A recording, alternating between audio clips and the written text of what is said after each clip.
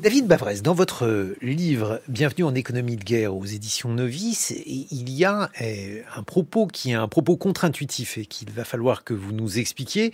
Vous dites que la guerre que la Russie mène en Ukraine est en réalité un conflit sino-américain. Qu'est-ce que ça veut dire ?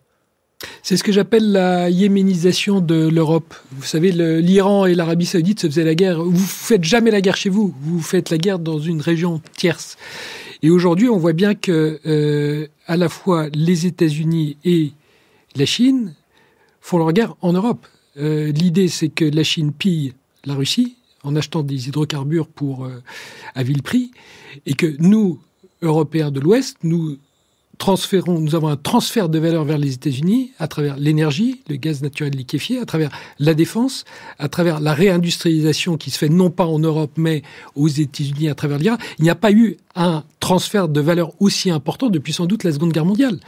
Donc aujourd'hui, c'est un peu open bar entre les deux, le premier arrivé, premier servi en Europe. Alors attendez, parce que je comprends bien les intérêts chinois, si je vous suis dans ce contexte-là, les intérêts américains pour que l'Europe aide l'Ukraine, quels sont-ils ?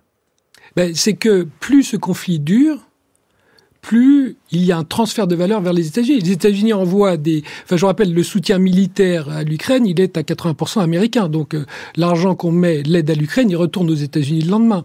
Le gaz naturel liquéfié, les prix ont augmenté de 10 fois quand on remplace le gaz russe par le gaz américain, etc., etc.